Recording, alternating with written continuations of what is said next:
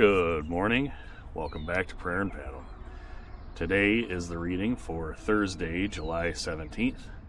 We're going to read Psalm 17, Proverbs 17, Ecclesiastes 1 and 2, and Matthew 22. As you can see, only one kid with me today. The 2-year-old, I didn't bother waking him up. That's going to be an every now and then thing. And the oldest said he wanted some rest today. So only one brave soul managed to join us. Anyway, I will pray us in and we'll get started on Psalm 17. Father, thank you so much for another beautiful day. Thank you for the opportunity to be out here and in your word. Father, I pray that you'll be with us as we read today. I pray that you'll open the word to us. I pray that you help to open our hearts and our minds. Lord, I pray that you will just help us to glean wisdom and to apply it in our lives. Father, I pray that you'll be with us now. In Jesus' name, amen. All right, Psalm 17.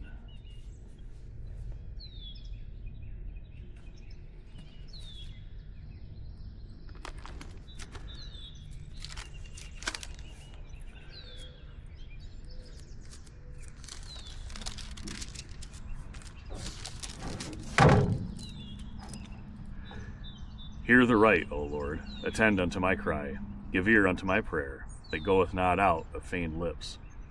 Let my sentence come forth from thy presence, let thine eyes behold the things that are equal.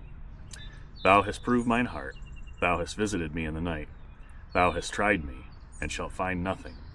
I am purposed that my mouth shall not transgress. Concerning the works of men, by the word of thy lips I have kept me from the paths of the destroyer. Hold up my goings in thy paths, that my footsteps slip not. I have called upon thee, for thou wilt hear me, O God. Incline thine ear unto me, and hear my speech.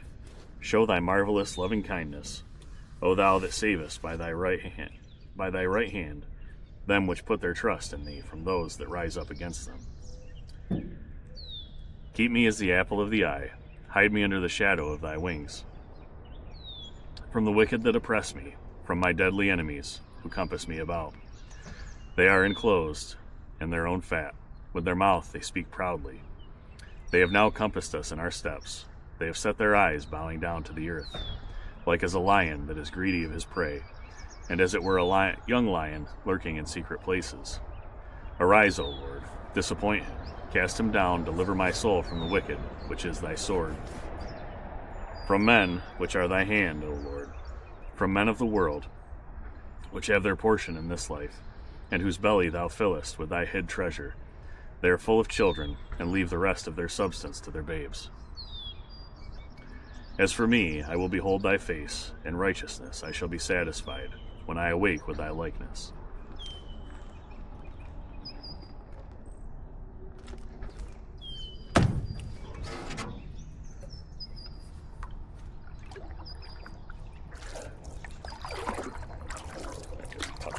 Cove over here, so keep washing too far down the canal.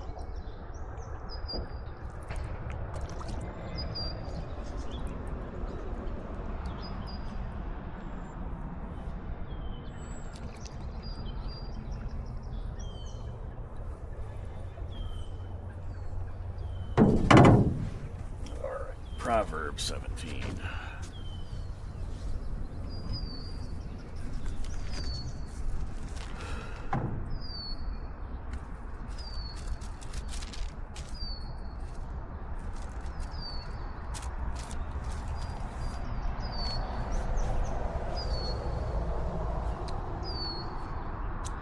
Better is a dry morsel and quietness therewith, than an house full of sacrifices with strife.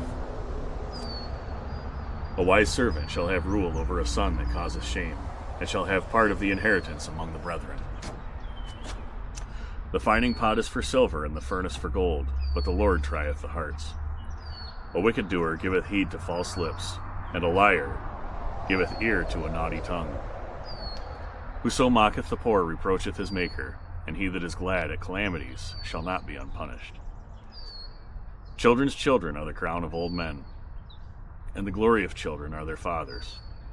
Excellent speech becometh not a fool, much less do lying lips a prince. A gift is as a precious stone in the eyes of him that hath it. Whithersoever it turneth, it prospereth. He that covereth a transgression seeketh love, but he that repeateth a matter separateth very friends. A reproof entereth more into a wise man than 100 stripes into a fool. An evil man seeketh only rebellion, therefore a cruel messenger shall be sent against him. Let a bear robbed of her whelps meet a man, rather than a fool in his folly. Whoso rewardeth evil for good, evil shall not depart from his house. The beginning of strife is as when one letteth out water, therefore leave off contention before it be meddled with.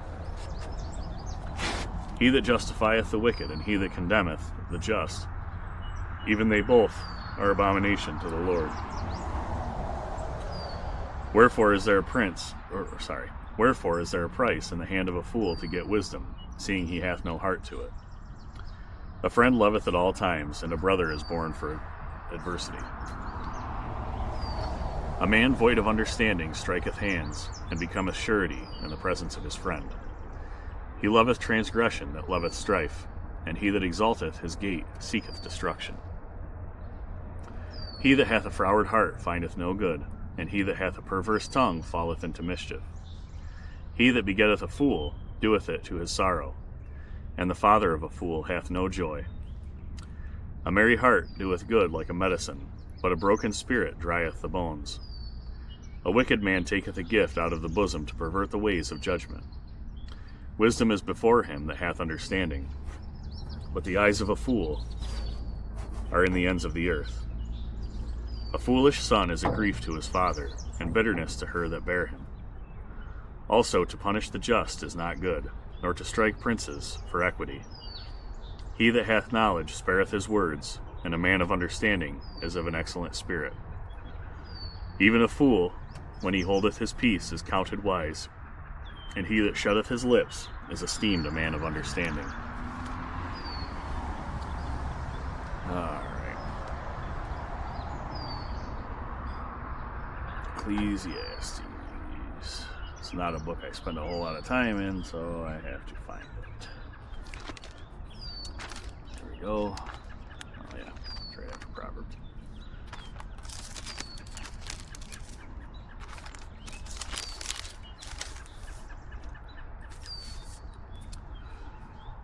The words of the preacher, the son of David, king of Jerusalem. Vanity of vanities, saith the preacher, vanity of vanities, all is vanity. What profit hath a man of all his labor which he taketh under the sun? One generation passeth away, and another generation cometh, but the earth abideth forever. The sun also ariseth, and the sun goeth down, and hasteth to his place where he arose. The wind goeth toward the south, and turneth about unto the north. It whirleth about continually, and the wind returneth again according to his circuits. All the rivers run into the sea, yet the sea is not full. Unto the place from whence the rivers come, thither they return again. All things are full of labor, man cannot utter it. The eye is not satisfied with seeing, nor the ear filled with hearing. The thing that hath been, it is that which shall be, and that which is done is that which shall be done. And there is no new thing under the sun. Is there anything whereof it may be said, See, this is new? It hath been already of old time, which was before us. There is no remembrance of former things, neither shall there be any remembrance of things that are to come, with those that shall come after. I, the preacher, was king over Israel in Jerusalem, and I gave my heart to seek and search out by wisdom concerning all things that are done under heaven. This sore travail hath God given to the sons of man to be exercised therewith. I have seen all the works that are done under the sun, and behold, all is vanity and vexation of spirit. That which is crooked cannot be made straight, and that which is wanting cannot be numbered.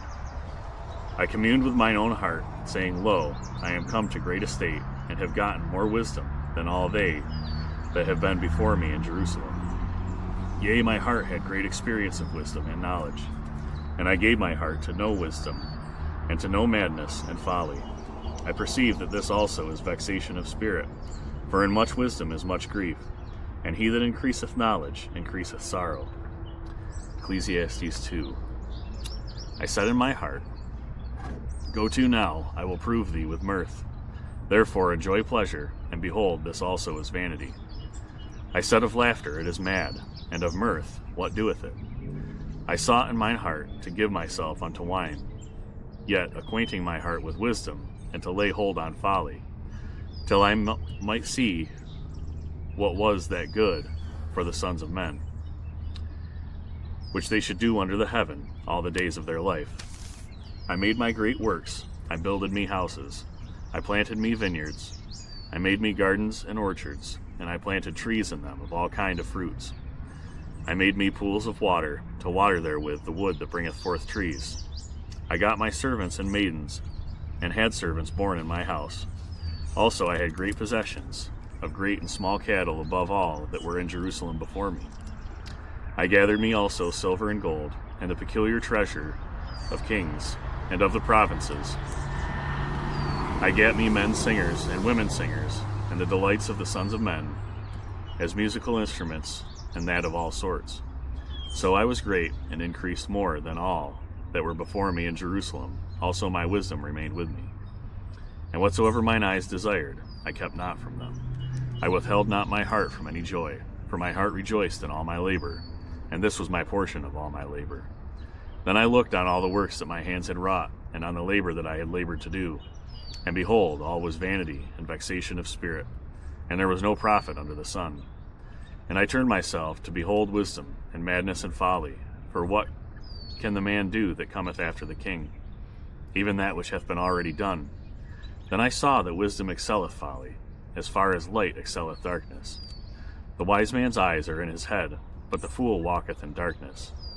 And I myself perceived also that one event happeneth to them all. Then said I in my heart, As it happeneth to the fool, so it happeneth even to me. And why was I then more wise? Then I said in my heart, That this also is vanity. For there is no remembrance of the wise more than of the fool forever. Seeing that which now is in the days to come shall all be forgotten, and how dieth the wise man, as the fool.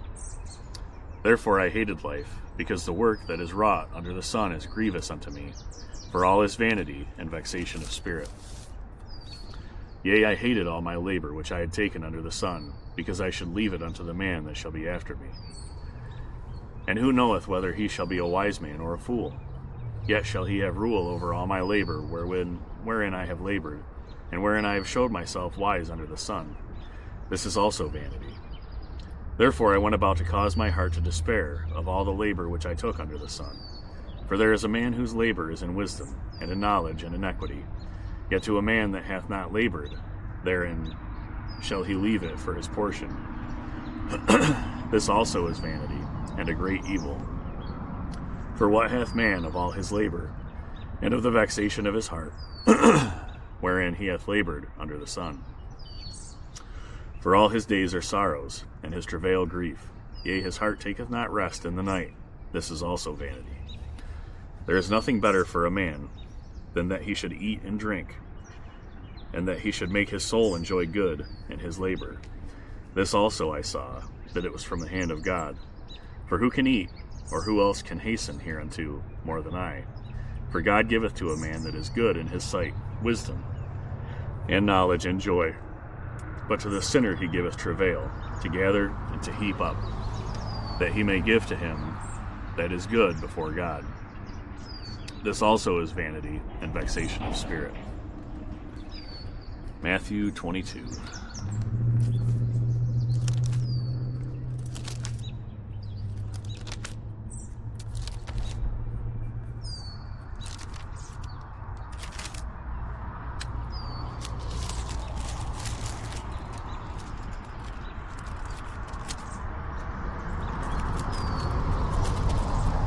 And Jesus answered and spake unto them again by parables, and said,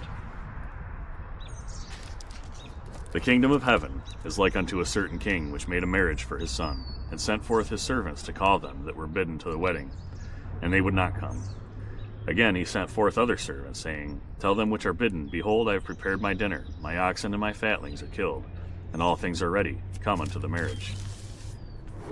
But they made light of it, and went their ways, one to his farm, another to his merchandise. And the remnant took his servants, and entreated them spitefully, and slew them. But when the king heard thereof, he was wroth, and he sent forth his armies, and destroyed those murderers, and burned up their city.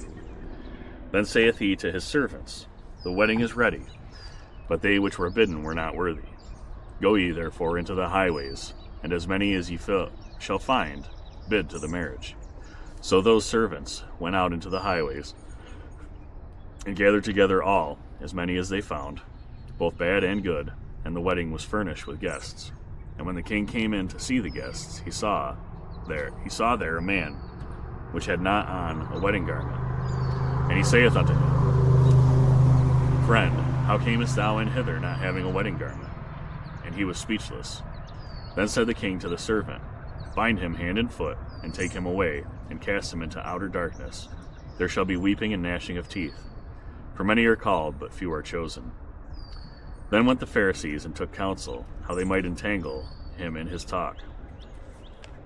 And they sent out unto him their disciples with the Herodians, saying, Master, we know that thou art true, and teachest the way of God in truth. Neither carest thou for any man, for thou regardest not the person of men.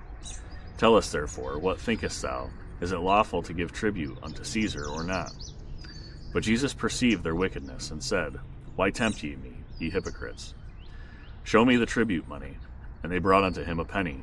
And he saith unto them, Whose is this image and superscription? They say unto him, Caesar's. Then saith he unto them, Render therefore unto Caesar the things which are Caesar's, and unto God the things that are God's. When they had heard these words, they marveled, and left him, and went their way.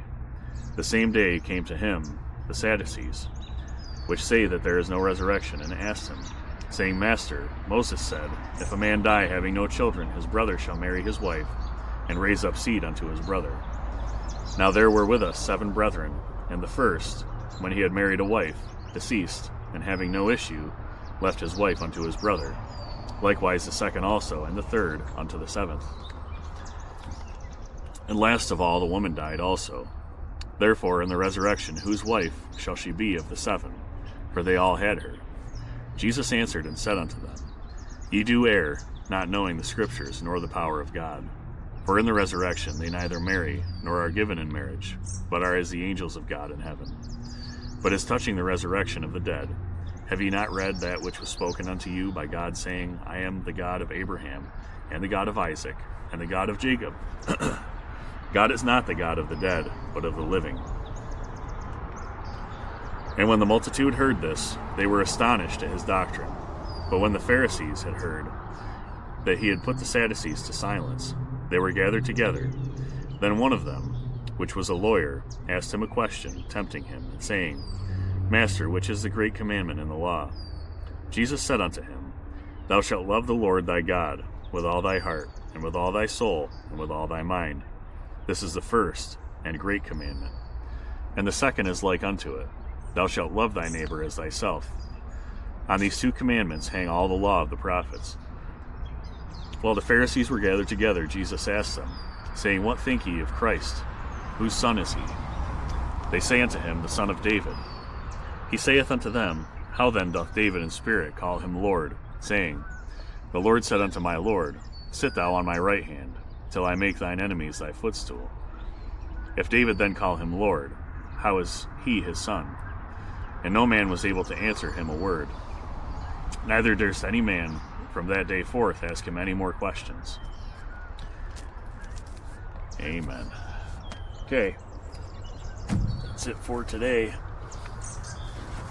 Thank you for joining us. We appreciate it, as always. Got Captain Noisemaker up here, ruining the audio.